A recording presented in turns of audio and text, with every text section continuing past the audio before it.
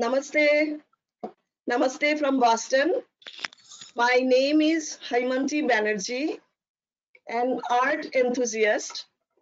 I am a technology expert working for Boston Children's Hospital in the Department of Safety and Quality. I am a yoga instructor, teaching yoga for more than 20 years in Boston and the vicinity.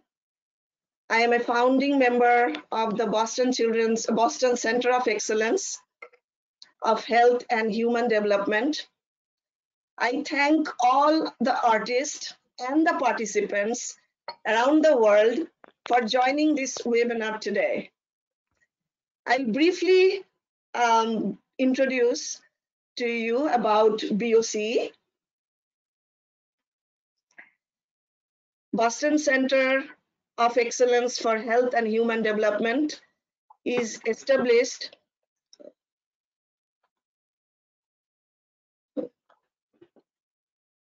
to bring together researchers, subject matter experts, practitioners, institutions, and supporters to foster research program development, education, training, and promotion of yoga and Ayurveda. The center aims to improve disease outcomes by making yoga and Ayurveda core constituent of integrative health and medicine in the US and worldwide. It's a harsh blow to our day-to-day life due to COVID-19 pandemic. People are sick, people are losing lives, and businesses are stagnant, economy is crumbled down, and we all are in a state of enigma. During this crisis time, I remember a beautiful quotation by Picasso: "Art washes away from the soul the dust of everyday life." How we dust off the anxiety, despair, uncertainty by diverting our minds into the realm of imagination and creativity. Let's take this opportunity to collaborate with our kids and family while at home and have some creative fun together. We have three very prominent artists with us today. Mrs. Lucilda Cooper, Mrs. Vandana Sharma, and Mrs. Gopika Narula. Let me introduce Gopika, who is going to moderate this webinar today. Gopika Narula is an artist residing in Chelmsford with a passion for art using mixed media. She is a teacher, an actor, a theater lover, and winner of title Mrs. Bharat Elite New England 2019. Her artwork has been a part of many solo and group art shows, juried shows at various art galleries, library shows, Chelmsford and Lowell Art Walk, Local Art for Local Cause by Asian Art Gallery. Her artwork has been honored with many awards. She has been actively involved with different art organizations and served as a board member of the Chelmsford Art Society for 10+ years. She has been part of many non-profit organizations such as Ekal Vidyalaya, Vision Aid, Essence of India. She also teaches art classes, summer art camps, and painting workshop for adults and kids at different locations. In her words, she says, "I love art, and for me, art is life." Gopika, please. Thank you so much, Haimanti ji. It's really a pleasure to be part of this webinar. and especially during these times when we are um, fighting with this, our enemy. I really hope all this is over soon. But thank you so much, BoCE, for conducting these webinars. And thank you so much, everyone who have joined us today for this webinar. We welcome you all. To start this webinar, I'm going to introduce my first artist at this point, and some of you know her well. So even if you don't know her well, still you would enjoy the art session with her. She's a very good artist, and let me actually introduce you to her. Our first artist for this webinar is Lucilda Dassardo-Cooper. She's an artist. She paints, she designs. She's a certified Iyengar yoga teacher, and she's also a yoga therapist certified by International Association of Yoga Therapists. She's graduate of Massachusetts College of Art, and she lives in Boston. Lucilda, she works with the military of Jamaica Defense Force as a design consultant and landscape designer for Mary Seacole Healing Garden. She was Mass Arts Community Exhibitions Coordinator for the Center of Arts and Community Partnerships. She was also an instructor at Massachusetts Bay Community College in Wellesley and at Roxbury Community College in Boston. Her contributions include the following. At Fillmore Arts Center, nation's only art school for elementary and middle school students, she helped to design the visual art curriculum and directed students in the creation of Underwater World, a ceramic and glass mural. This was funded by a National Endowment for the Arts and DC Commission on the Arts. Her artwork has been exhibited in United States, Caribbean, India, Africa, and all the places that traverse the cultural and geographic boundaries of her origin and ancestry.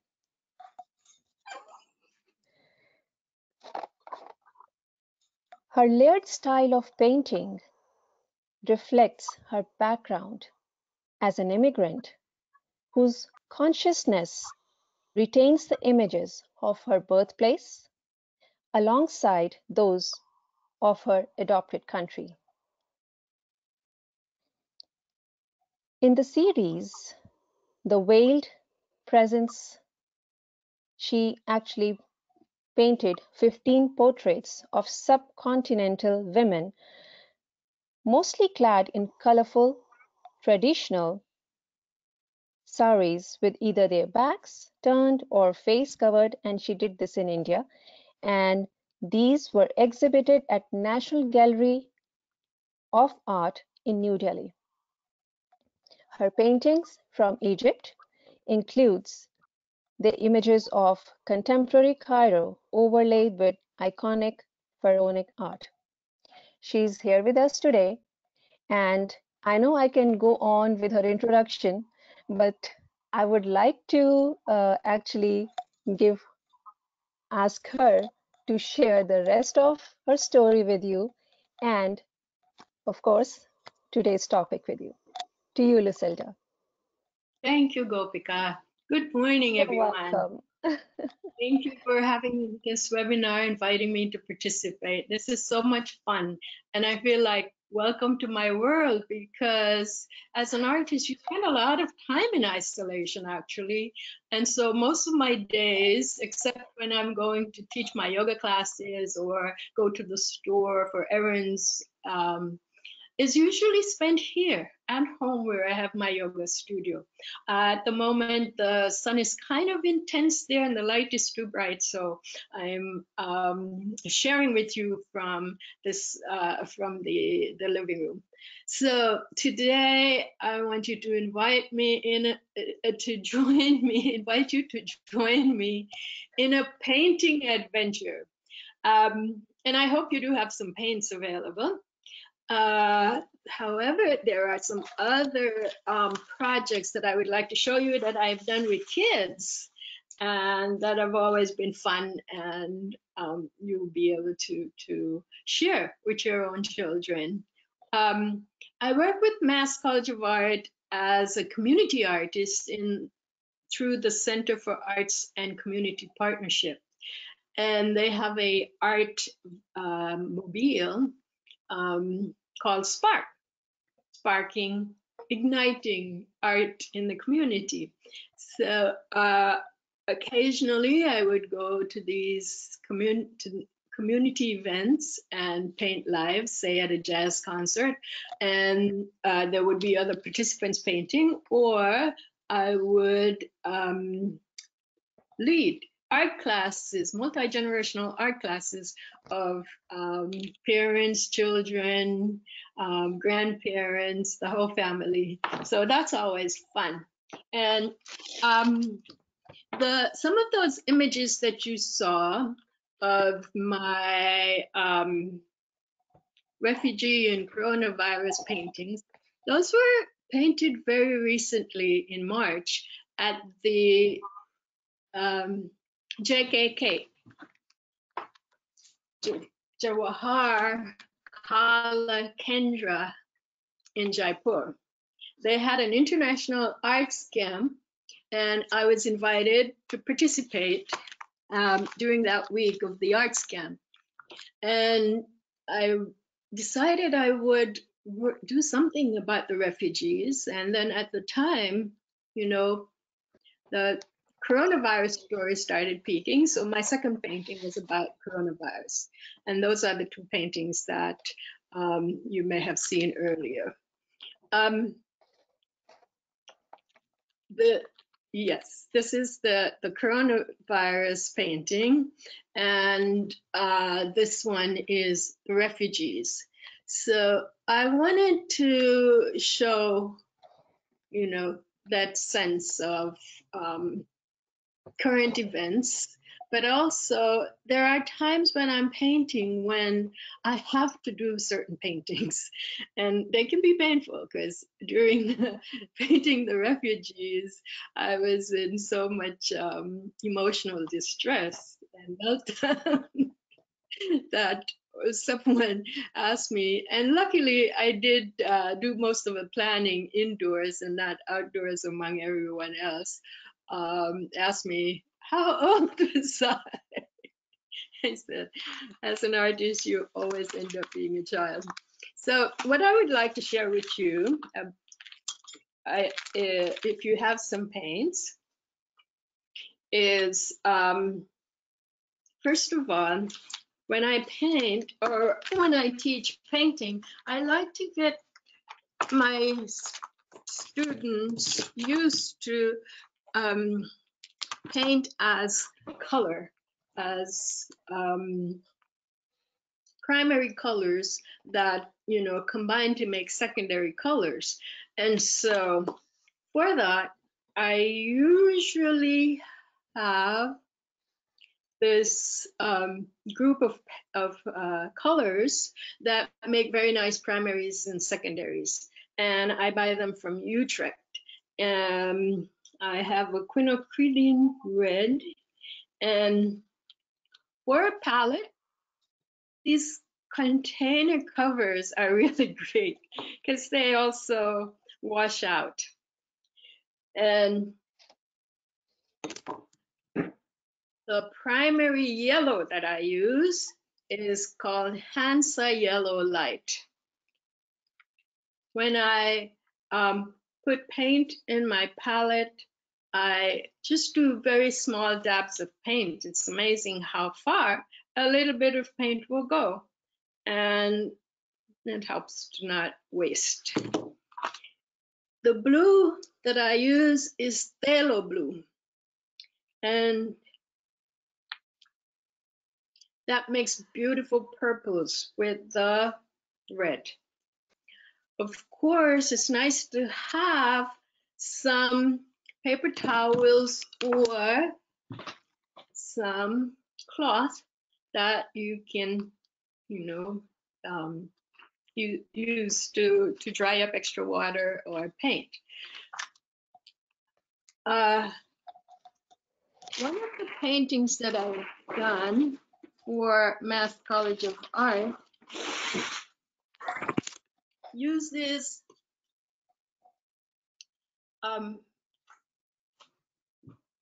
those primary colors, but mixing them together, we get secondary colors.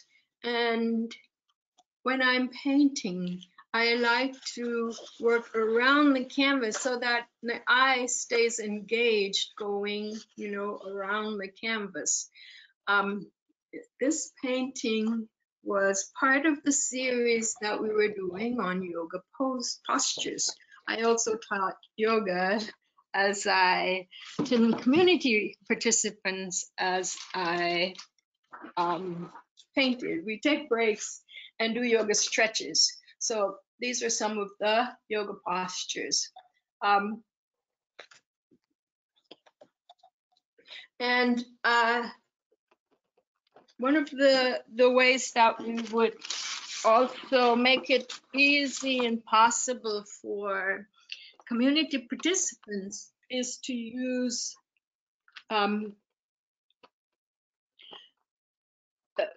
is to make a photograph, is to make a print from a photograph of the image we want to use, and cut it out with scissors so that it becomes a template. And then that's much easier to work with when you are working with a template. And some are actually just painted from the photos that I'm looking at. In this one, you can see there's a lot of very different colors and effects, and there is one major figure here in a very extreme back bend called the bridge pose. Urdhva Dhanurasana is the Sanskrit name. And anyway, it's always nice to have thicker paper for painting on. And this paper, watercolor paper, is really great for watercolor, acrylics, or most wet media. Watercolors comes in various packages and colors. And when working with watercolors, it's usually nice to have a very soft brush.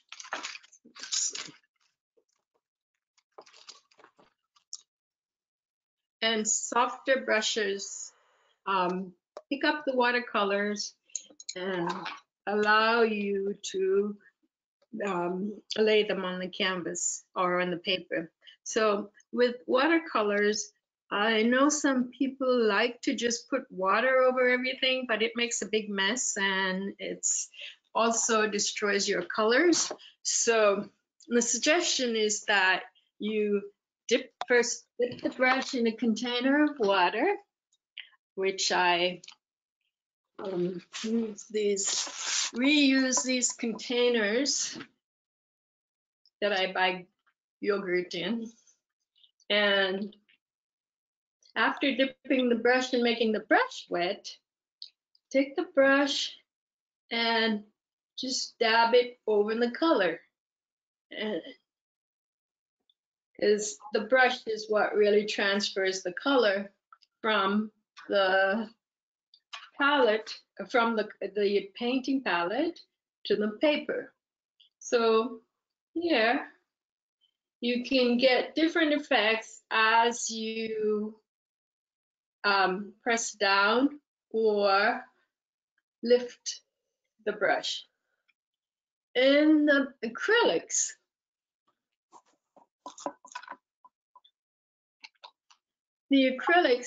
it's best to work from the sides of the paint. So if we take the brush and go to dab it from the side, mixing the acrylic paint, then similar to the watercolors, we can apply it to watercolor paper.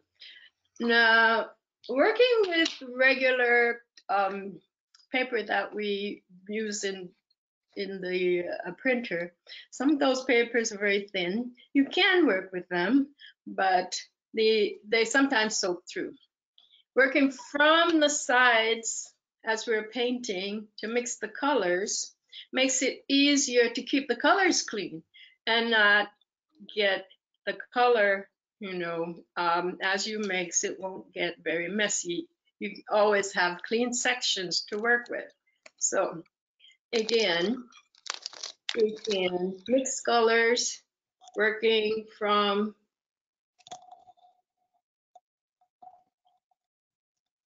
making sure that there is enough water, that there's a nice consistency, but also being careful of the water that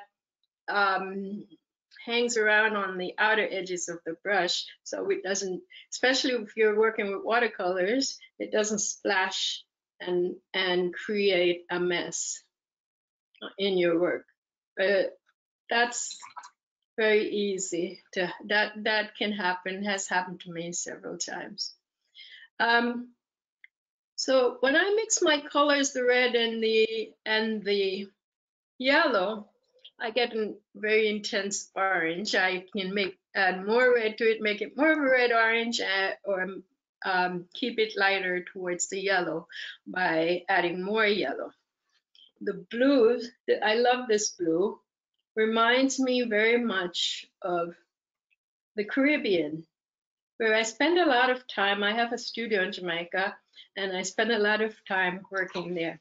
You can also take colors and while they're wet, add other colors to make a nice flowing effect. So it makes your painting fun, and it makes your focus not so much on exactly getting something perfect, but it becomes a process of enjoyment. We know that art is necessary because all of our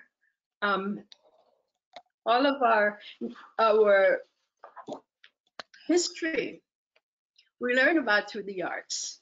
We see the monuments from the past, the paintings on cave walls and temples, and that tells us about our history and our history of art. When the painting when the color runs over the work like this, it's a nice effect if you want it that way, but it also means that the color, that the brush isn't wet enough and the brush is getting dry. If you want it less so, without that look of being dry, then a wetter flow of paint will usually cause that to be filled in, so the white spaces won't show up. And how am I doing for time, Kanchan? Haimanti. Oh, Gopika, You are sorry. doing well, Lucilda. We have a few more minutes. And actually, I mean, you have shared so many valuable tips with our viewers in terms of how to use watercolors and acrylics and how to use them in a way that you can keep your palette clean, which I'm very particular about. And I'm sure it actually helps us during the process of painting.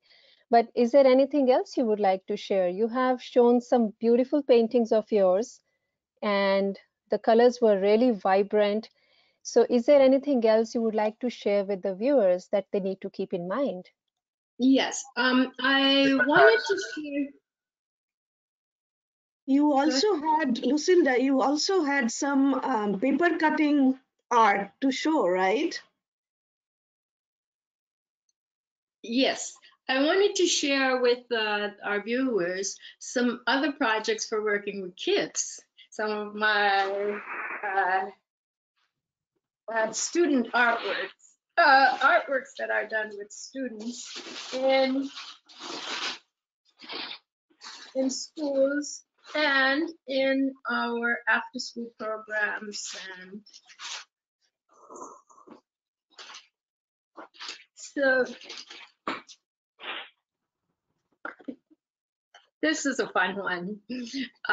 Using a paper plate, you can actually make a mask by cutting out spaces for the eyes and space for the nose to breathe through. And you can make a mask you can hold up by gluing it to a stick. Other option here is to make a mask that will go around the face by making a hole and running threads or elastic through the side to make your mask. And here in this mask is made with markers and little bits of yarn and anything else you can want to add to your mask. It's all just fun.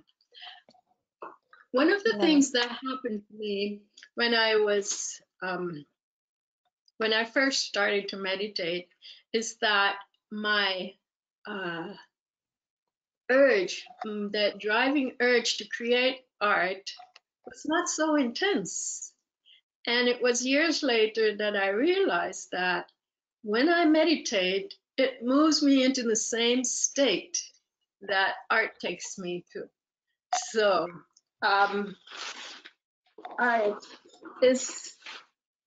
it's a really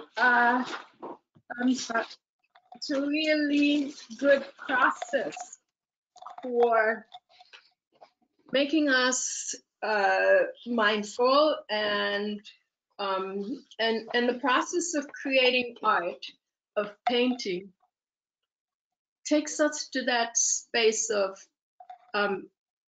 non-judgmental awareness where we're so focused on something that we're not paying attention to the chattering of our minds, and we are able to quiet our minds and quiet our thoughts. As Patanjali says thousands of years ago, that yoga is that state of quieting the mind. When we are allowed to, when our minds become quiet, then we move to a different state of being. And I think that's what really attracted me to yoga is, for one thing, it helps to, I'm sorry, I am looking for some of my projects that I thought I placed here to show.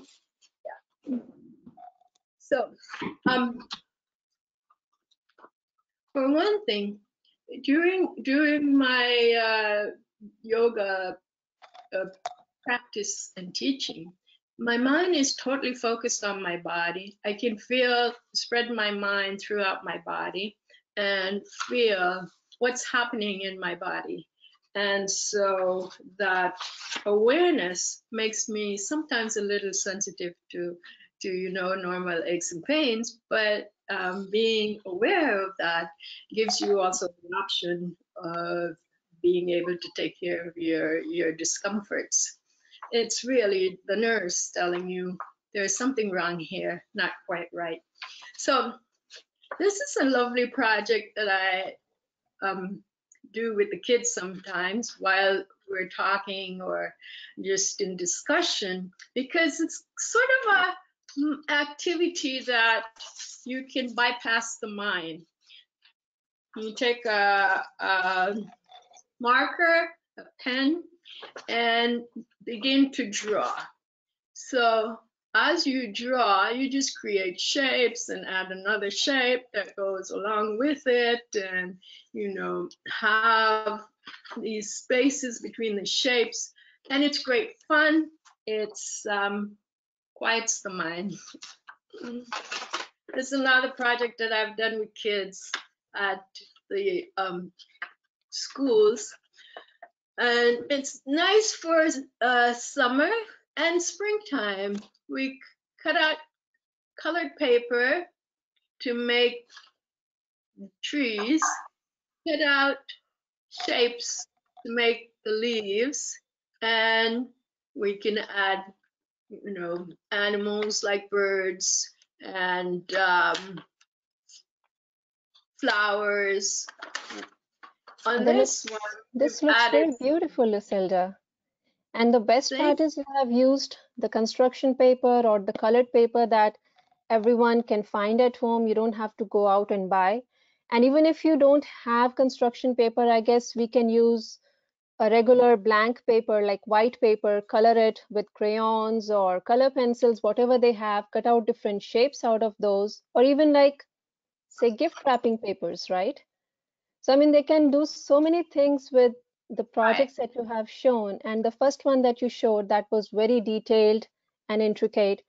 And you can come up with so many designs and you can make it as colorful as you would like. That's really very creative. And also, you can use different colors on, it's almost like doodling, because you're not. That's right. You don't have a plan. Yes. That's right. And I agree with you. When you are in a state of painting, you are actually in the state of meditation, and it helps you to just, you are in a different world. And I guess not only during these times, even when we didn't. Gopika, can you please turn on your video? No, this is, it helps not only the students, but grown-ups as well to focus and, to go into that state of very peacefulness. And I'm sure like those who have done yoga, who are meditating, so you can combine art with that as well. So thank you so much, Lucilda. We really, really loved your art projects, and I'm sure all the viewers, they also enjoyed that. And I love these vibrant colors, and you have shared so many valuable tips. And yes, for the viewers, you can try out these projects yourself, try out with your kids, just be creative, have fun. Painting is all about having fun and just let your creativity flow. Won't you agree, Lucilda? Thank you once again, Lucilda. It was really, really an honor to have you here today. And thank you so much once again from all of us. Thank you for having me and letting me share some of my art projects. It's our pleasure. Gopika, please turn on your video.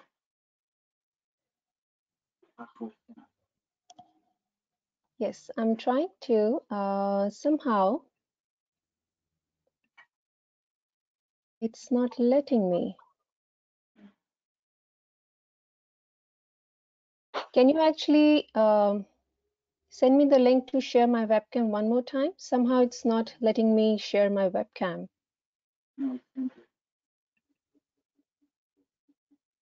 You see the video? Yeah, I see the icon. While we're working on those technical issues. Yes, please. Gopika, do you see your video icon over there? This is done with colored paper, colored tissue paper, and I'm sure you might have some around the house that you use to wrap gifts or from Christmas time. But you can purchase these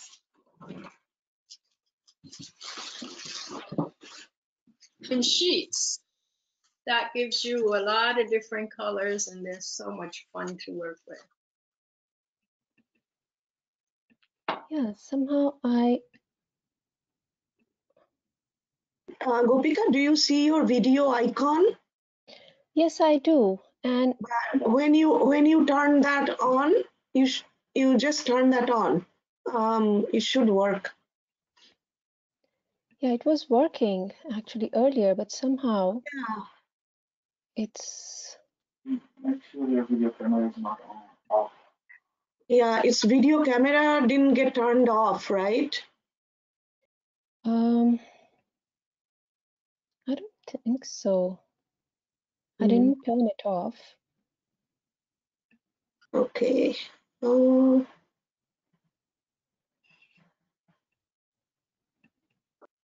And somehow Lucilda, even beautiful. that's really beautiful, Lucilda. That's That's very, another very way nice. I love the elephant.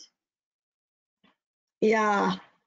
of just creating a design. Here we make shapes like an elephant and just create inside the body, just create a design for, you know, whatever you feel like, whatever colors, just like doodling again.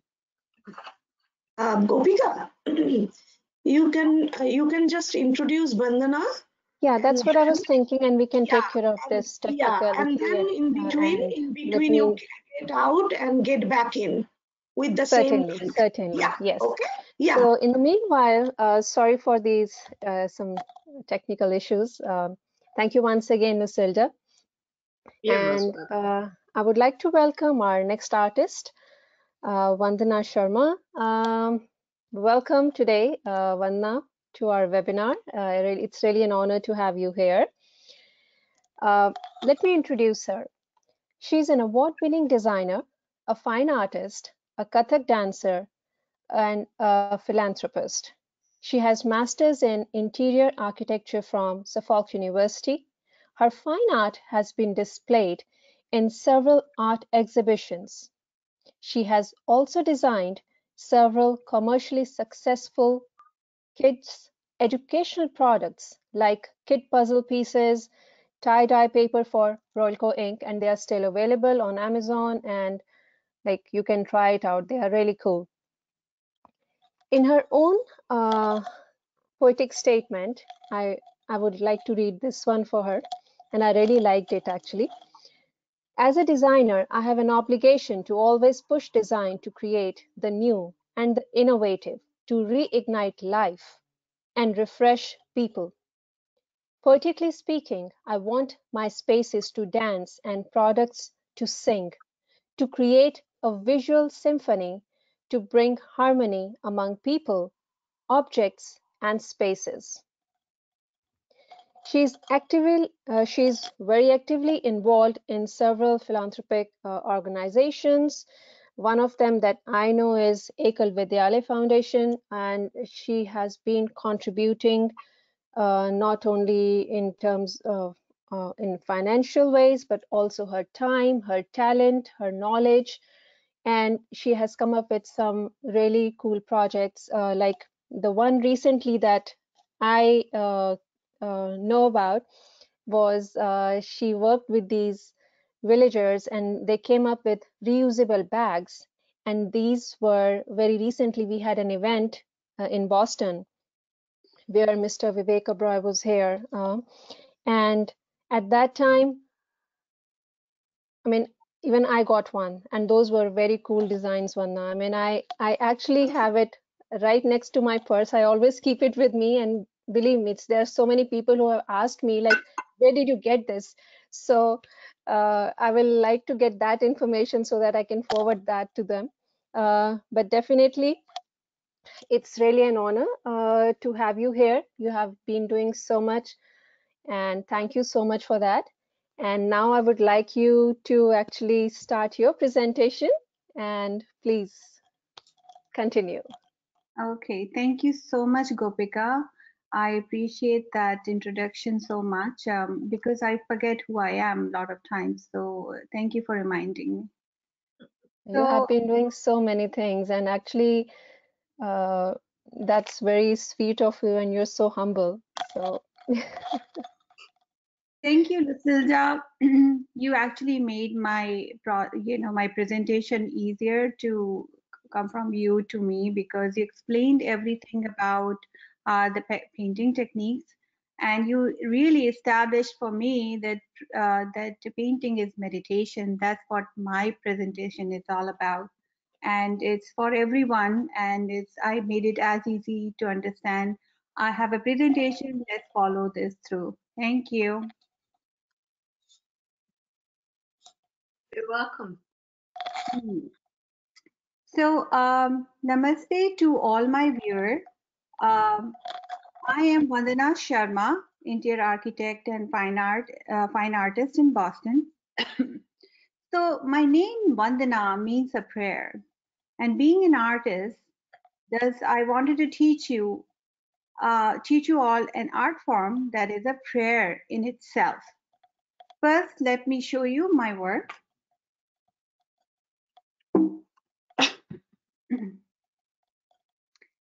So this is one of my projects that received international award in Italy. I went there to receive my award. This is a conceptual project, but they see the technicality and the inspiration and all that. There's another award I received for my conceptual. This is again it's a conceptual project. This was inspired by the brain cells and that throws light on the key areas of the public space. Here's my oil painting. I think I was about 18 years old at that time, but I really liked this, so I included it.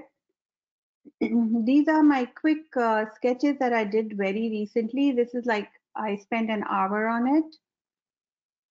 I spent 30 minutes on this one, 1 hour on this one, about 2.5 hours on this. So this is Krishna and Subhadra. So coming to my topic here, it's called mandala art.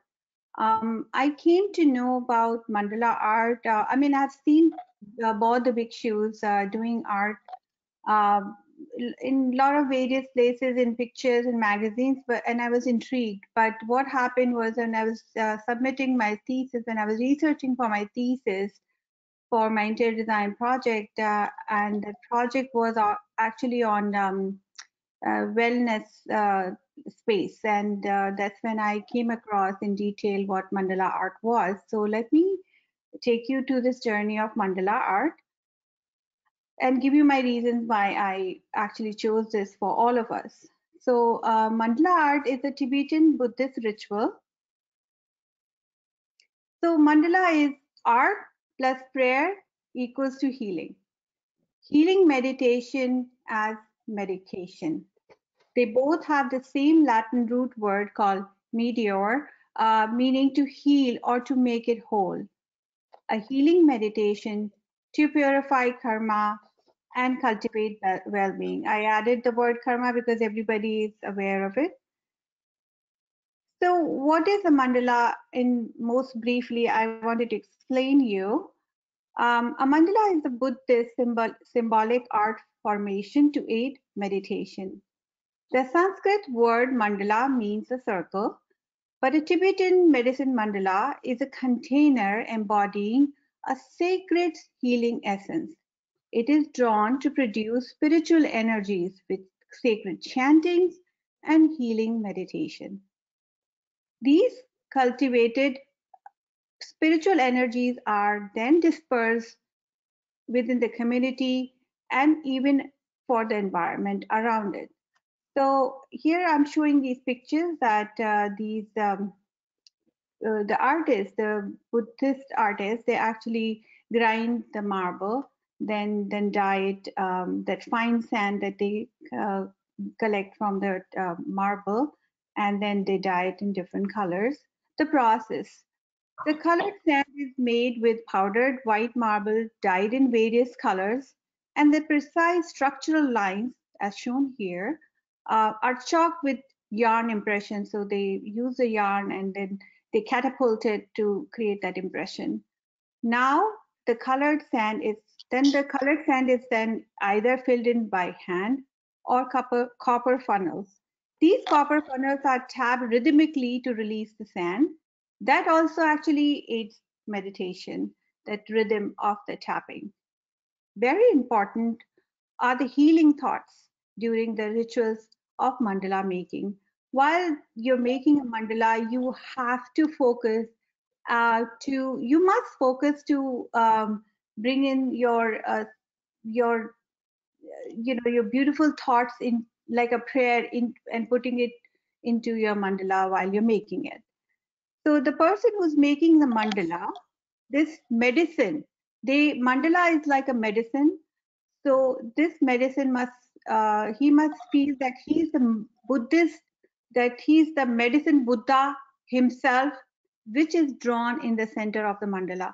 So you see here Dalai Lama over here, and he's actually adding some colors in the center. So here he's supposed to think that he's the medicine Buddha.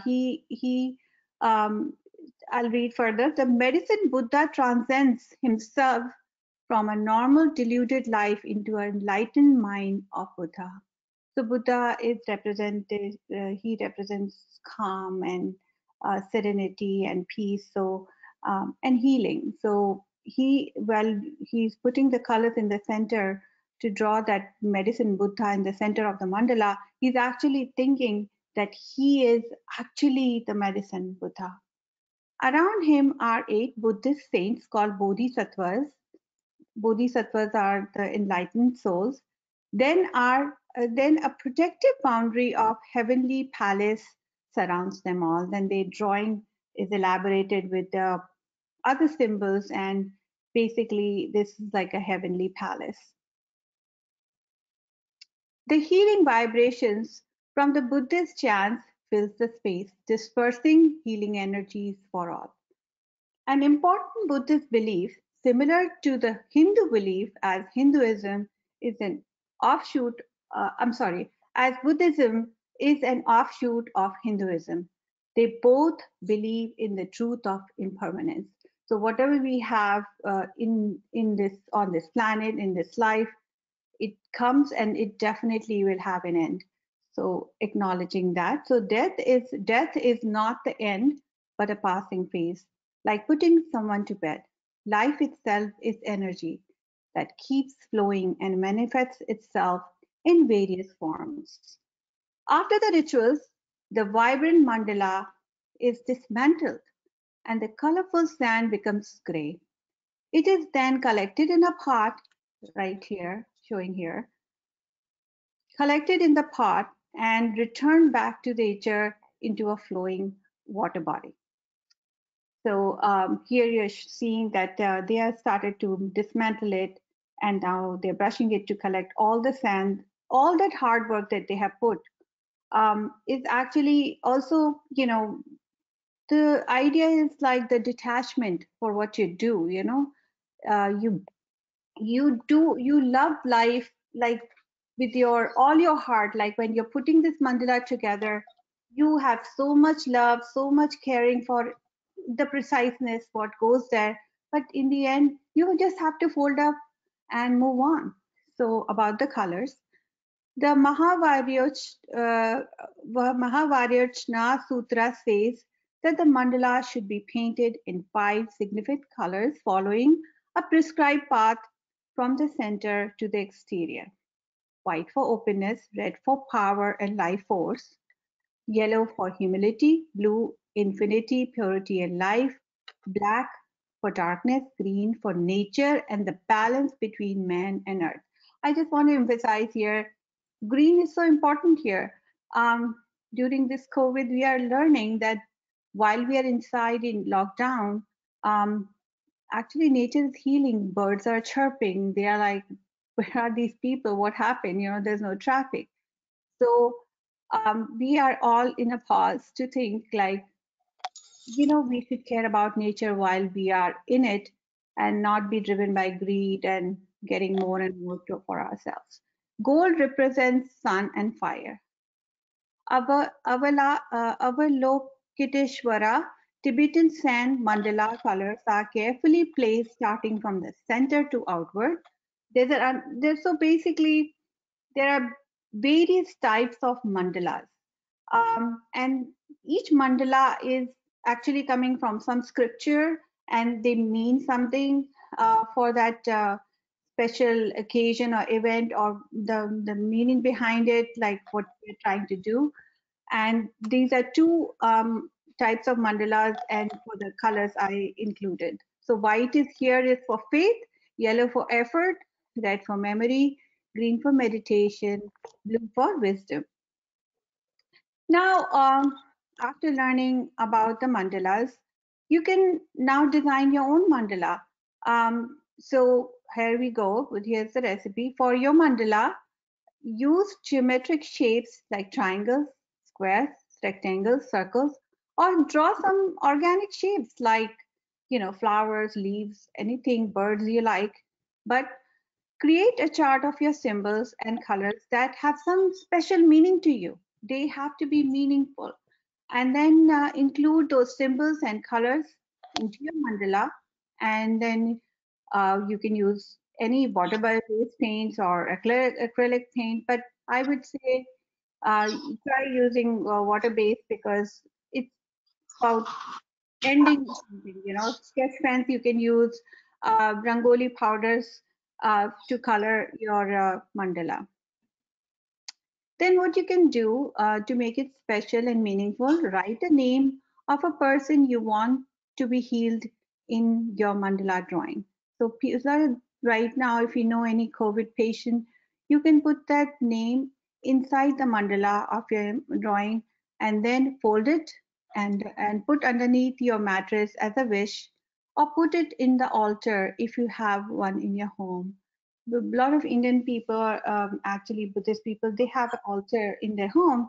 So you can make this beautiful drawing, meaningful drawing with a prayer, and put the name of a person you want to be healed. If you don't know anybody, you can put the name just generically. You say, I want the doctors and nurses and police people, policemen and other people who are actually they have to work, and you can put it as your wish that they are saved and healed and protected, and then put in your altar or as a wish underneath your mattress. When if you know a person who, after this prayer that you have made, that medicine that you have made in this form of mandala, if they get healed, bury that drawing in your garden. Just finish that drawing as a wish that has come true. So either you can draw the mandala or you can download and print the mandala from the internet and fill in colors. I have these two examples that you can actually find it on the internet. So basically you can do art for fun or for healing someone you love or care about, anybody you wish. So this is again the life cycle of mandala. Look at that, how precisely and meaningfully they're doing this. They create this beautiful art, very intricate art, time consuming art and labor consuming art. Then in the end they finish it. It's like the end. So everything comes to an end. This is I just wanted to touch base on these two mandalas, like two different mandalas. So this medicine Buddha healing mandala is created with symbols of healing for all. So here is in the center is medicine Buddha. Around him are the 8 lotus petals with the medicine Buddha, symbolizing the different medicine Buddhas. Then there are 16 different deities, Buddhist deities, and then 24 bodhisattvas. They are the enlightened souls of the Buddhist religion. And here is the east door, the west door, and the south and the north. So this is like a compound of the heavenly palace, and around it is this rainbow border that symbolizes the window that protects the whole mandala. So you protect it, you cherish it while it's there, and then when everything comes to an end basically. This is the mandala of Kala Chakra. Kala means time and Chakra means cycle. So this teaches this when they are drawing this mandala and coloring this mandala, they're teaching everybody that the impermanence in the lives, in the cycles of time. Thank you to all my viewers and to the organizers, Kanchan and Haimanti Banerjee. And thank you so much, Gopika and Lucilda, for the introduction and the preamble of my presentation. Thank you so much. Thank you so much, Vandana, and thank you so much for sharing this information. I'm really fond of the designs, the intricate designs we can draw using these mandalas. But the information, the knowledge that you have shared with us, what it really means, it's just amazing. And especially during these times, like, we can create some cards or some projects for those who are actually fighting for all of us, like everyone in healthcare profession, or any way, in any other way that they are out there on behalf of all of us and taking care of this situation. This can be our way of, like, another way, I should say, of supporting, praying for them, sending some healing chants for them, and like positive vibes. So thank you so much. These are really, really beautiful, and thank you so much once again for sharing this valuable information. And this looks really beautiful and vibrant colors. Right. So this is the mandala I drew yesterday night, and I believe in Krishna. So I did Srinathji in the center.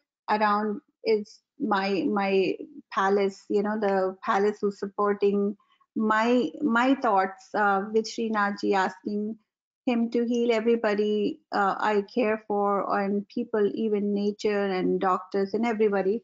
And then I'm going to put the name of the person and for the doctors here, and we can go as elaborate as we want, and and create gradients and stuff like that. But this is starting. You can do your own mandala, or you can just get it from the internet, and you can write like a mantra, around it,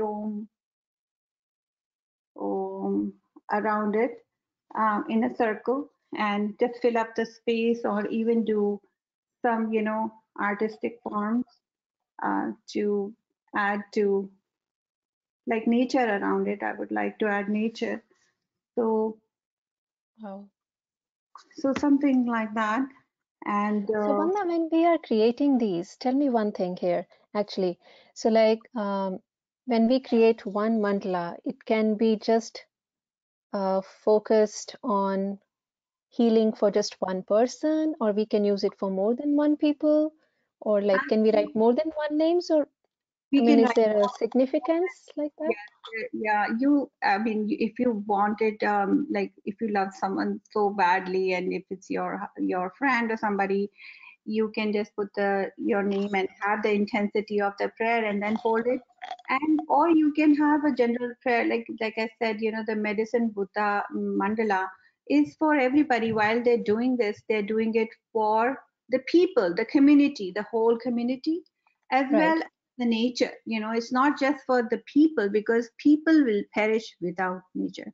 So you Of can't. course, Yes. certainly. You Of have. course, we cannot survive without nature. We are actually, this is the realization I guess we have now. And so I think, We always and had, I think, Gopika, we are Sanatani, and Sanati means like everlasting, and we continue our dharmas in every aspect, that's required, and sets the continuation of living on this planet. If you disrupt it and get so engaged in your, whatever you earning money or something, then true. it's not good. Like, that's why we are on pause. That's what I feel like. It's I agree. I agree. I guess we somewhere we all knew, but forgot. A hard pause. Nature put a hard pause. We all needed that. And I can't, I mean, there was one, when you were explaining about mandalas, there was this one line I could really relate to, and that life is like energy that will keep flowing. And, we just have to make peace with this, and we have to understand certain things in our life, that we cannot survive without nature. We all depend on each other. And once again, thank you for sharing, and thank you so much. It's really an honor to have you here. Thank you so much. All right. So now, actually, I would like to share something with the viewers. And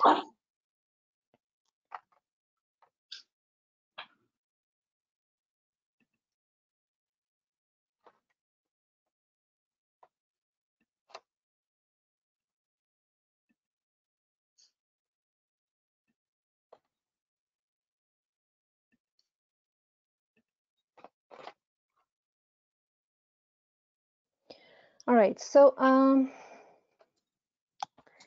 now this is my presentation, actually, and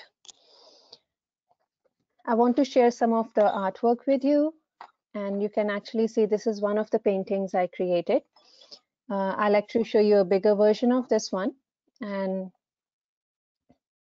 let me start with this one. So you can see both of these paintings. These were exhibited in one of the exhibition where it was called Local Art for Local Cause. And this was at Asian Art Gallery. These are 4 feet by 5 feet paintings. These are all knife paintings. And I love vibrant colors. So, I just wanted to include all these vibrant colors. And just like I said, art is all about creativity. It's all about expression of your thought process. So this is an example of that one. You can see the close-up of this one now. The title is Extended Cosmos, and the story behind this, or thought process, is we always have to think about what actually means to us in terms of life, what is this thing that we really want from our life, not just looking for some short-term goals, but eventually what do we need from our life, and keep working towards that. There may be some obstacles, there may be some hurdles, but no matter what, let's keep going and look beyond what's just right in front of you. And this is what the significance is. Like in this case, this figure is trying to look through these binoculars, like something really far, but you want to see it that close at, yes, this is what I'm working for. This next one is Walk Through. And the thought process behind this painting was, no matter what's going on in our life, like Vandana said, life is energy that keeps flowing, right? So no matter what's going on in our life, we keep walking. So life doesn't stop. So this is the thought process behind this. And this is, again, you can see different textures. It's all knife painting. And like you can see, I've used all the vibrant colors in this one. This one is, this painting I actually created for one of the exhibitions. This was at Whistler House Museum of Art, and the theme was Kingdom Animalia. So the theme was all about animals, and so this was, again, this is knife painting, and you can actually, everything in this one was done with knife painting. This one is, again, this is 2 by 3 feet. I'll go to the next one. Now, this painting is called Golden Greens, and this is exactly about what we are actually doing to the nature, to our earth, to trees, mountains, water, all the resources that we have. And this was actually like if we don't stop, this was kind of a warning, a prediction that, you know what, we really need to stop. Otherwise, there would be a time when we won't even see green leaves, and everything around us will change. And even like if it comes down to this, that animals there have these golden uh, greens, like not the real ones, and like the way the nature is supposed to be. So this was an example of that, to convey that idea actually. So you can see this being displayed with the other paintings right here. Now this painting is actually, I got very little time to paint this one, but this was exhibited at a thread conference last year, 2019. And you can see this was again, like we always start anything new with Lord Ganesha's blessings. So this was my way of starting. Like when you come to this conference, the first thing you say is Lord Ganesha, and with his prayers, with his actually guidance, with his blessings, we are starting this event, and please help us. And I guess not in our life, anything or everything we do, I mean, I believe in Lord Ganesha, so I always do that. Now, this painting is actually made with real pressed flowers. So it's combination of pressed flowers and some of the acrylics. And here, this was actually exhibited at LearnQuest exhibition, and with and Pandit Vishwa Mohan Bhattji was there, and he was I had an honor to meet him, and like you can see right next to the painting. So it was really, really an honor not only to be part of this live concert that we had, like, but also for his blessings. These are some of the pictures from left. The second one, that's my painting. Again, this one was with real pressed flowers, and that's another one. Now, this is another exhibition, and in this one, you can see different artworks here. Like on the right side, you can see Radha and Krishna, and this is mixed media. I used all different things, like not only acrylics, but you can see the texture, you can see beads, you can see all these nature around this. And in addition to that, on left hand side, you can see some detailed artwork, which you will actually see in some of my other slides. This one is, this was actually one of the commissioned arts, and someone wanted a picture of their house. They were moving to a new house, so they wanted a picture of their old house, just as for a memory.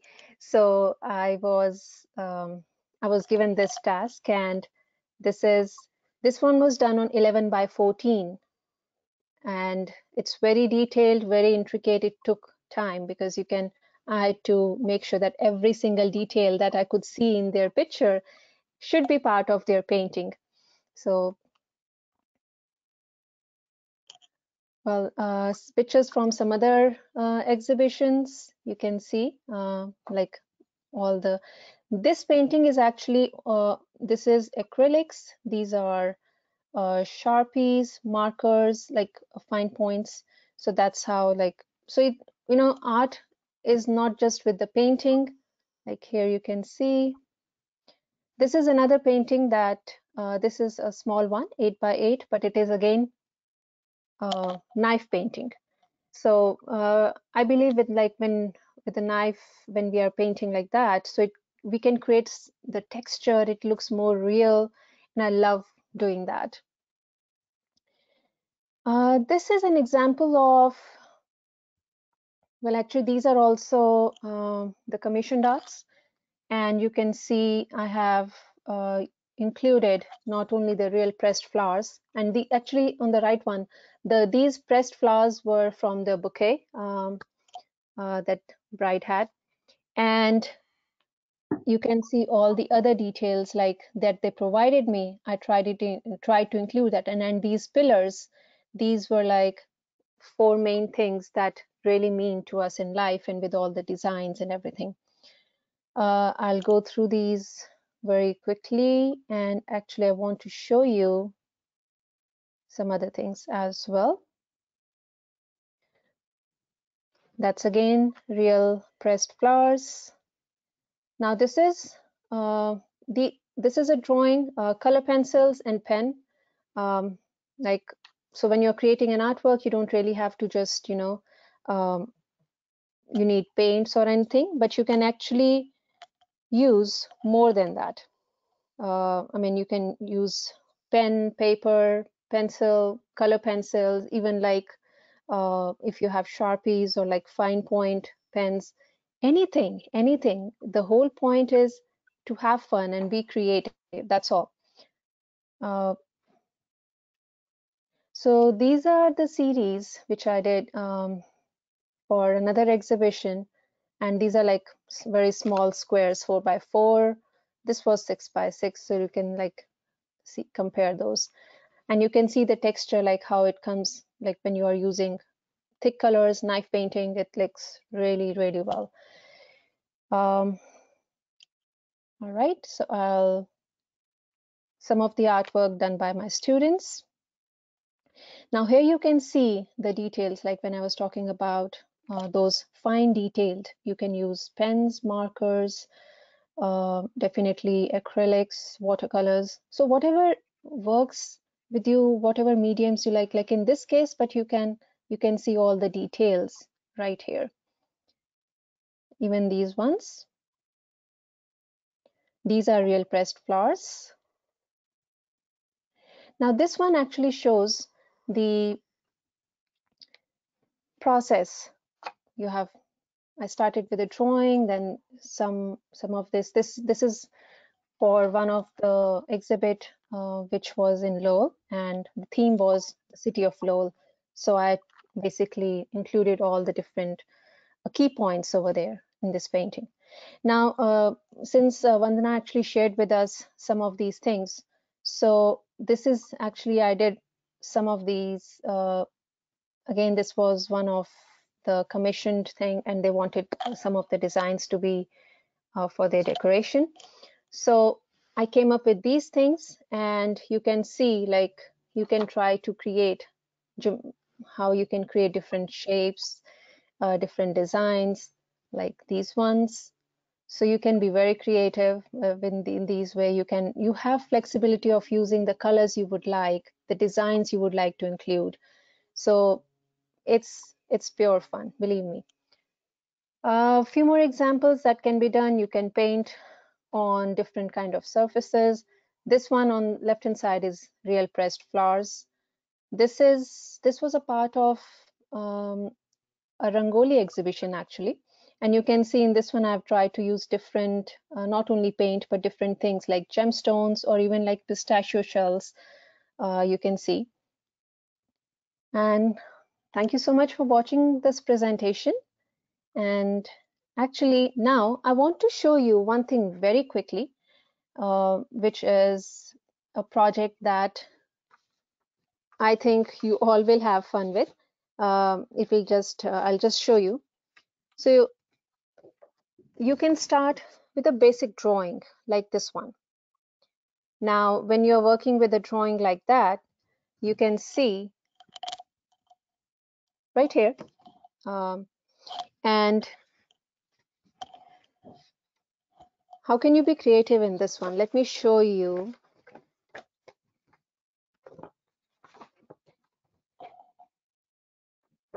So once you have drawn your basic shape, okay, like you don't have to, I mean, I know there are some projects that look very complicated.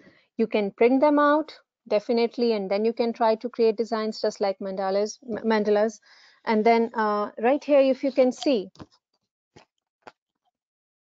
you can start adding your designs. And as you go, you can keep on adding more designs. I just added a few, and you have a freedom of adding your designs, choosing your own colors. If you have Sharpies at home, use that. If you have markers, you can use that.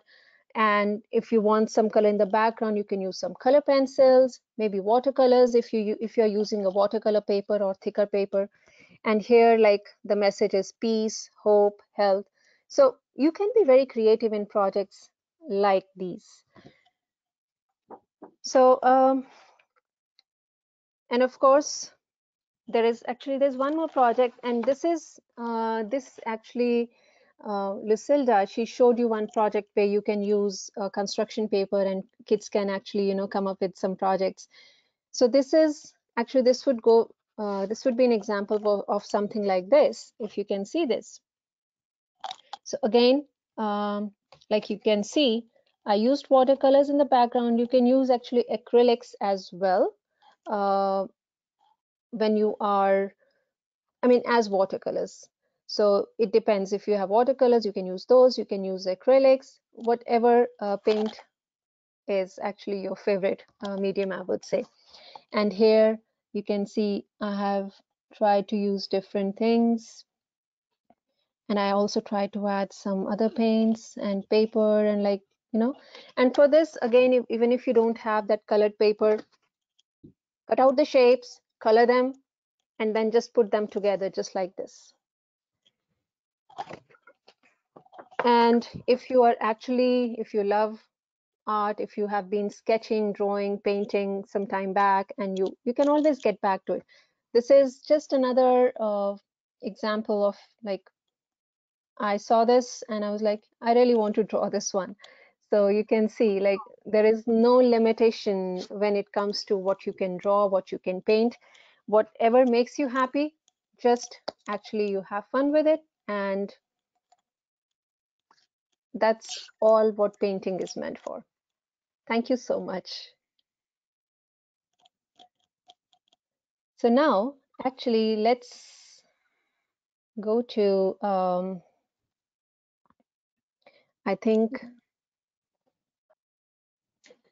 it's also time for our question-hour session. So, Haimanti ji, are we ready for that? Yes, so we have participants from 10 plus countries today.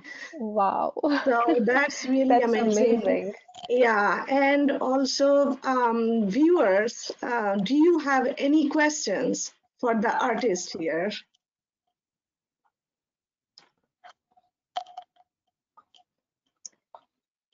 Yeah, we enjoyed the work. Any other viewers?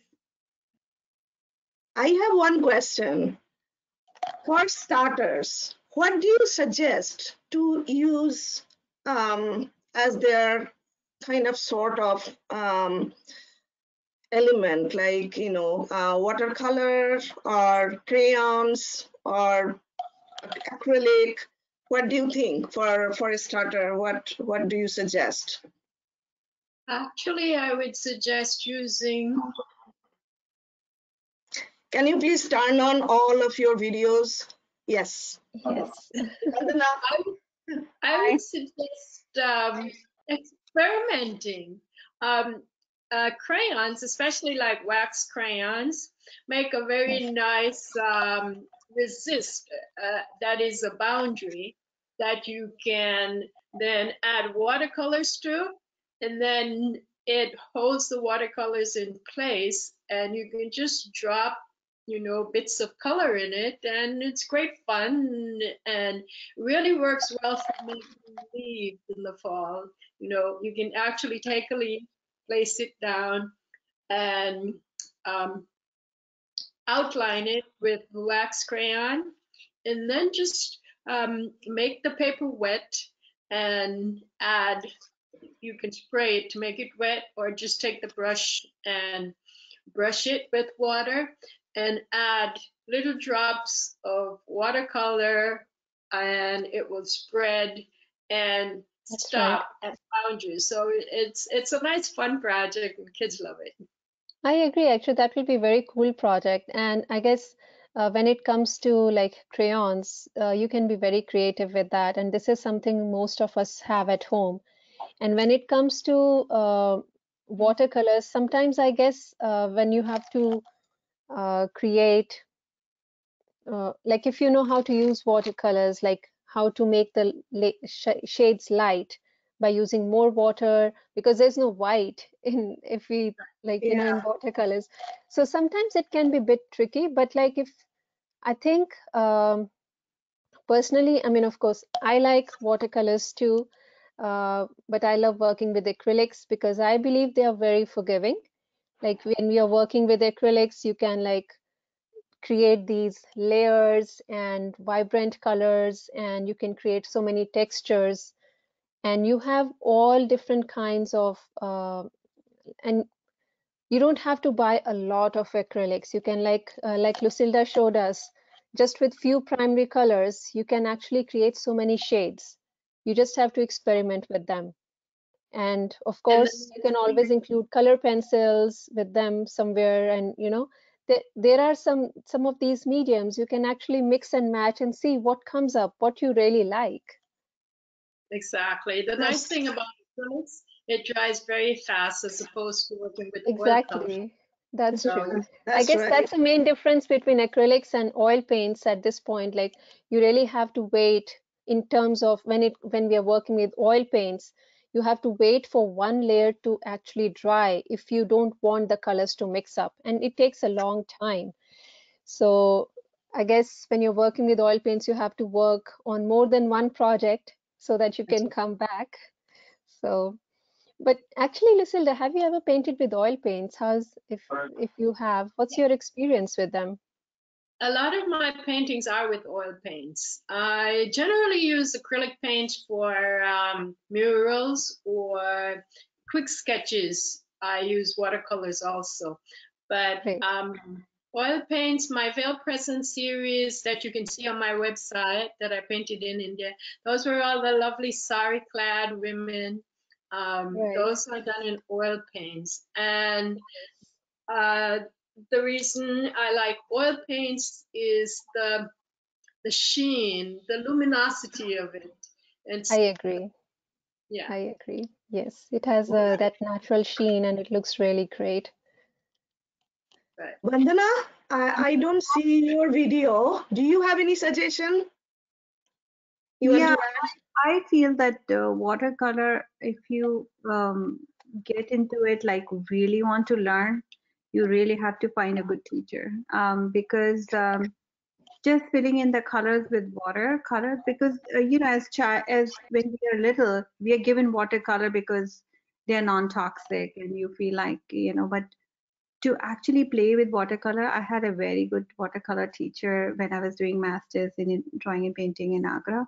A lot of my paintings are actually in Agra. I haven't brought them here. And so he taught like there is a, it's actually a very unforgiving medium, and you have to think before you actually apply paints. And I think when we are doing water bodies and reflection after the rain, watercolors are amazing if you know how to use them. I'm still trying to learn that kind of stuff because like I said, you can really go deep and master watercolors. And I feel like I'm good. I'm okay.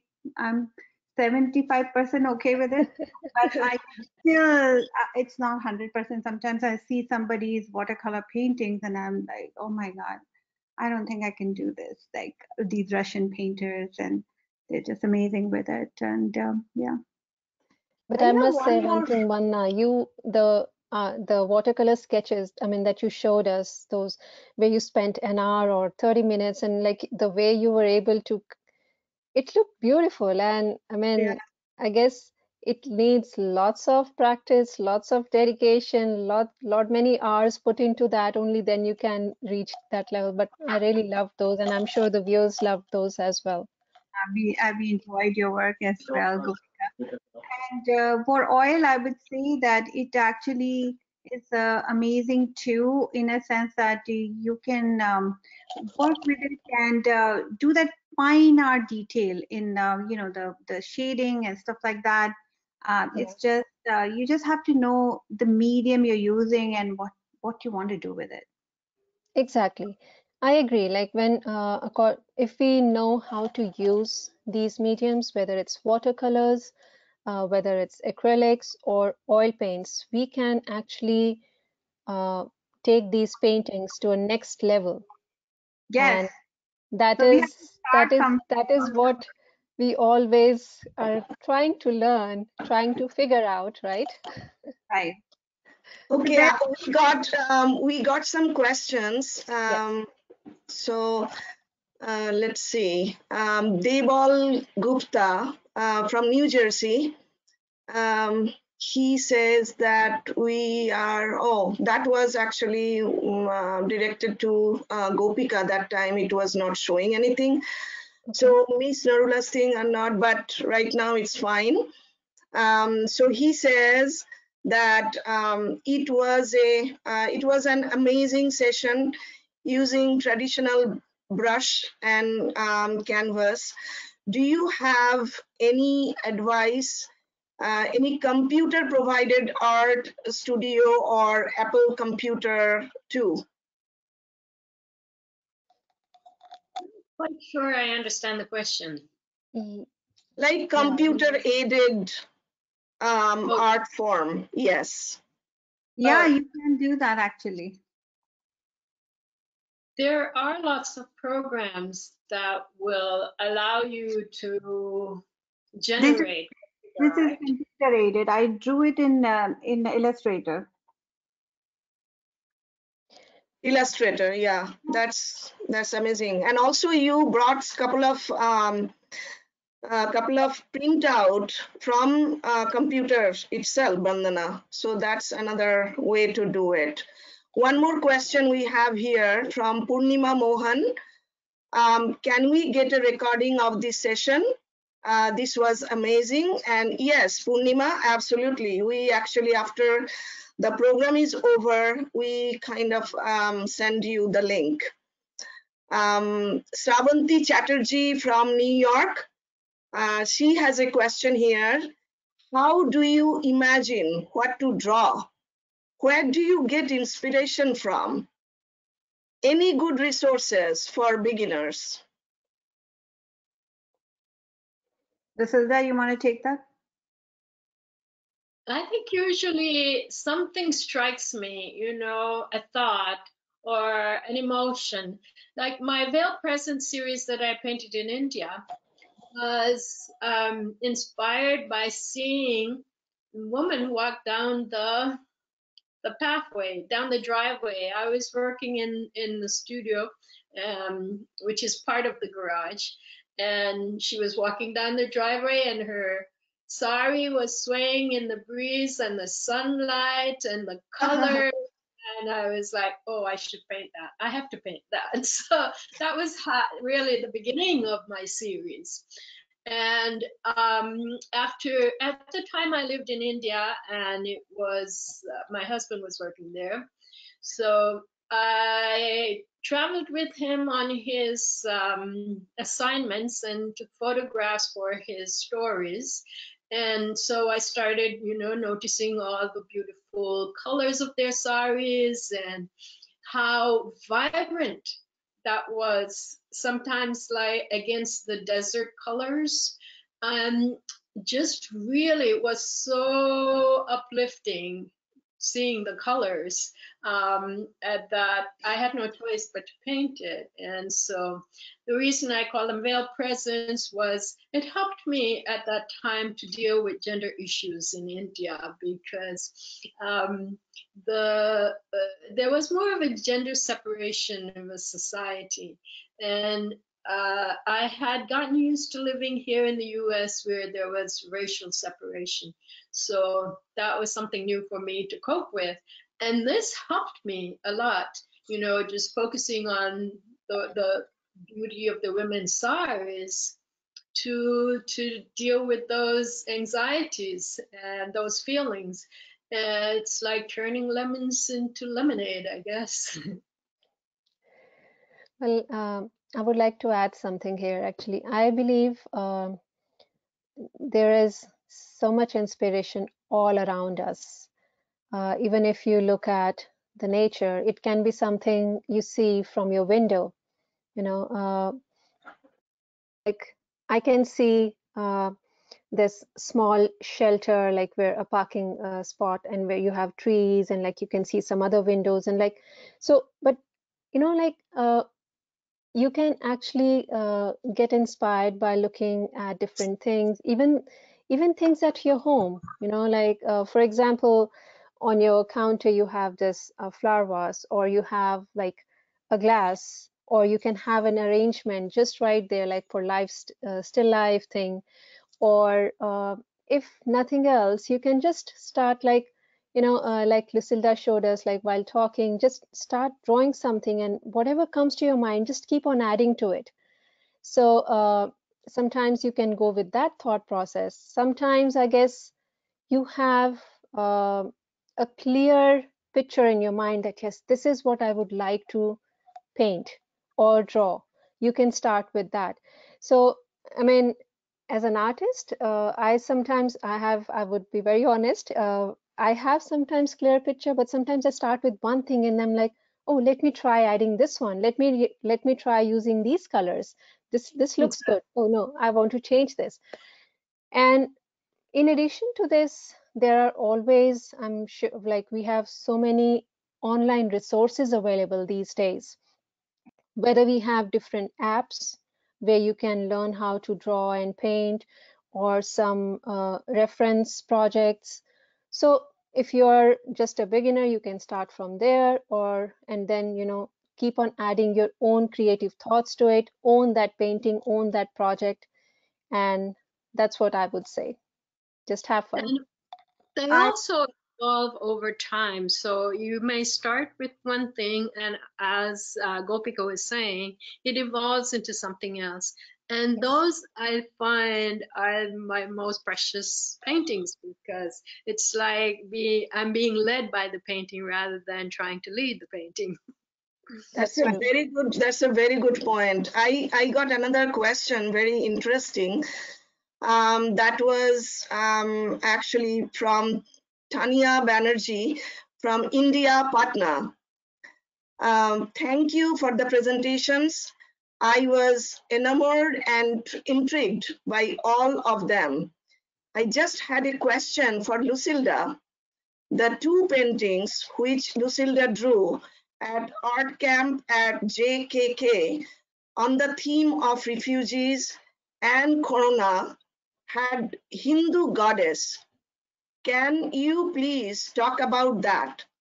Likewise, there was a particular reason for that, because these issues are something which affect people beyond the division of race, ethnicity, or religion. And it was a question by Tanya Banerjee. That's correct. I did add Durga to my painting of refugees, because to me the aspect of God represented by Durga is of compassion and motherliness, and so therefore I did add Durga. But at the arts camp we had a week to do two paintings, and there was so much else going on every day and so I didn't quite develop the painting as much as I would like. So on paper, I have printed some of the photographs and started developing Durga more in the image and incorporating her into the figures. So to me, that was, the energies we need of compassion and helpfulness. And yes, on this side, there's a little bit of Ganesh's head, and Ganesh is seen as the remover of obstacles, and I can see why this, elephant being the vehicle you would call on to remove trees that fall across the road or whatever, heavy loads would become the remover of obstacles. There's, you know, the story, there are more mythological origins to the story, which is quite fascinating. And then the second painting, let's see if I have that one, with Kali. The second painting with Kali represent to me that, you know, destructive aspect. And I love the fact that, you know, she's got her tongue stuck out in this image, and her eyes are wide open, which makes it makes this threatening situation, you know, much more apparent. And so that's why I included the goddesses. Plus, I've been dying to do some paintings of the goddesses. More questions. Let's get to that before it is too late. Dr. Balaram Singh, actually, he questioned, he's from Dartmouth, Massachusetts, and he's the chairman of BoCE. He said, could art be meditative? Yes, that's what my presentation. Certainly, yes. We talked about that, didn't we? Yeah. And how is it connected?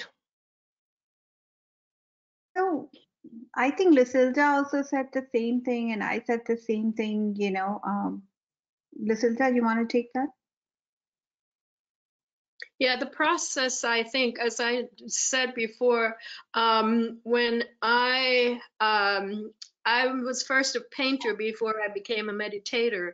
And so when I meditated, I began to understand that this was the same place that I go to when I paint, when I'm involved and absorbed in the painting. This is the state of my mind that I get to in meditation. I also would like to add, you know, my husband and everybody was telling me, paint, paint, why don't you paint? You have a master's in art and all that stuff. So this pause helped me, you know, so for art, you have to take a pause. For meditation, you have to take a pause. And then your living self is full of creativity. The life is flowing out of you. And then, so I was just, these paintings that I did, I basically doodled them out because I was on the pause and creativity was within me. I was completely, you know, peaceful. I was happy that my family was around me, and I was happy everybody was just right here, and it made me happy. And then, you know, in that meditative pause like state, this art just oozes out of me, oozed out of me. And I'm painting every day, like without any effort. So pause is the meditation, and art is meditation, and it's beautiful. I agree. Actually, art is therapeutic, and we all, you know, I mean, when you are painting, you are in a different state of mind. It actually brings you such a peace. It calms you down, and it's like Vanna said, it becomes effortless. It's just there is this sudden flow of that creative energy, and if you just follow that, it just helps you overall. So that's what happens in a meditative state. And my presentation itself was telling everybody that Buddhists have acknowledged art form as meditative tool, you know, to use meditation to aid meditation. So it's actually, they're part of their spiritual ritual. In fact, you know, doing art is a spiritual ritual. So I was thinking about it for a long time. I was like, you know what? I'm very spiritual kind of person. I was like, I need to do what these bodhisattvas do. They sit down and they just do it and do their art. So yeah, art is definitely meditative. It's proven. You can actually consult one of the Buddhist priest or somebody. True.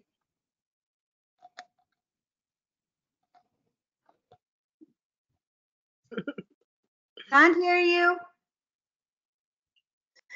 One more question, rather, I would say also it's a comment. She's actually Nalini Devi from India, Hyderabad. She actually asked, this was really wonderful. How do you imagine, or how do you know what to do? What inspires you when you start? And also she said, thank you so much for the information. I was inspired a lot. I'll take that one, because I think both of them spoke about it earlier with somebody else's Yes, you question. can.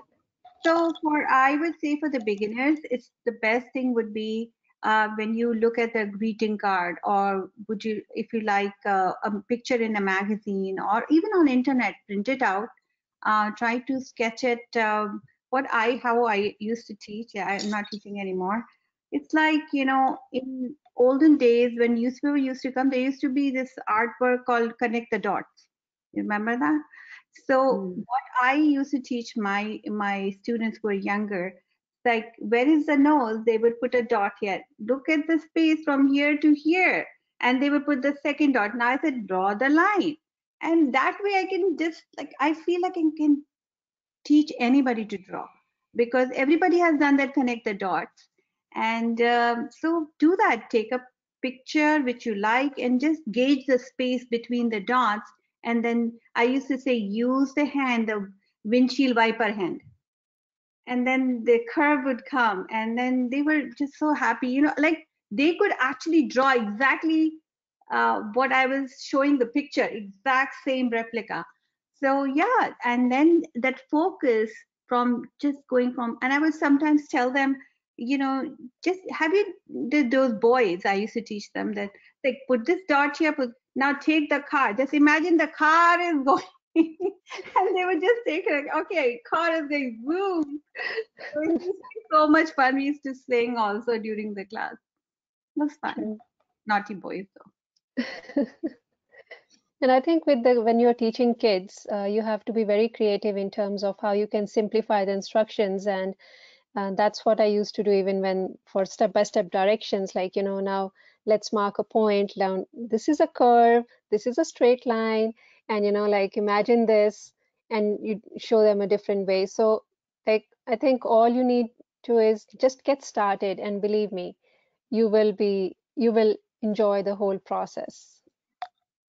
That's true. And thinking of basic shapes too helps. Does this look like a square?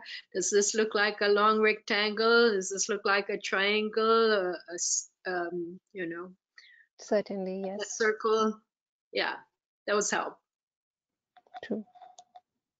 But that's if you're trying to make something that's representational. You don't really have to make something representational to enjoy art. You can just go and mix colors and play with it and play with shapes, and sometimes that inspires you to see other things coming up in there, and then therefore But like you said, Lucilda, it evolves, right? So there's always a starting point, and once you do that, you can always add to it. Oh, I like this better, and that's how you actually, uh, explore. As you explore more, you will be more comfortable with this is what I can draw, this is what I can paint. that's right. Yeah. Let And me just ask the viewers if they have any more questions. We want to conclude now. We are kind of out of time here. So Gopika, you want to say? Can you please say, actually mention your websites, all of you? Mine is vivadesignboston.com. and mine is VIVA design Boston.com. Sorry. Great. mine's simple. It's lucilda.com. And if you have other questions that you'd like me to answer, feel free to, write me from my website. If you go to lucilda.com, there's a contact us form that you can send your questions. Well, actually, I'll send my information a bit later, but definitely those who want to contact me, they can find me on Facebook. It's Gopika Narula, and you can see some of my artwork there as well. But if you can, there is Srijan Arts, my page. You can check that out as well. And you're more than welcome to send me an email. It's always says gopika.narula@gmail.com. Thank you so much. So at this point, actually, I want to thank you, BoCE, thank you, Kanchanji, thank you, Haimanti for organizing this these series of webinars, and this is very, very helpful during these difficult times. But it's also, helping us, all of us, whether it's yoga, meditation, or art. And of course, I also this couldn't have been possible without Lucilda and Vandana. Thank you so much for sharing your information, your artwork, your tips, techniques, everything. I'm sure all the viewers learned a lot. And if you can, even if some of them start painting today or drawing, I think mission possible. And let's all do whatever we can. I guess the best thing is at this point to use this time creatively, what makes us happy. And thank you once again, everyone, for being part of this webinar. And thank you once again, Haimanti for making me part of this webinar. Really, really honored. Thank you, Gopika, for all the introduction on all that questions and everything. And thank you, and Kanchanji. Appreciate it. Nice to meet you, Lucilda. Very good work. Thank you, all of you from bottom of our hearts. And thank you, all the participants from around the world for joining today. It was an amazing amalgamation of art form, starting from like using so many different colors, from crayon to watercolor to oil painting, and it's amazing. And it was an effort actually to create an art. And when I talk about arts, that Lucilda also mentioned in her presentation once, that how important it is to create an art. So today it was really an effort to create an art. And I remember how beautifully Einstein said once that true art is characterized by an irresistible urge in the creative artist. And so it was an urge, and we all kind of like hope and expect that you start something today, being at home, keep yourself happy, keep your family happy, and inspire, get inspiration from within. And I want to share our upcoming webinar by a very well-known cardiologist. In this crisis period, COVID-19, he's fighting. He's actually in the front line. His approach to life through meditation, and he's a cardiologist, so he's going to share his experience through meditation. And I hope you all join. It is on the next week, and hope you all join. It's at 11 o'clock in the morning. Till then, be safe, be at home, and wash your hands. Thank you so much again. Thank you so much, everyone. Thank you. Namaste.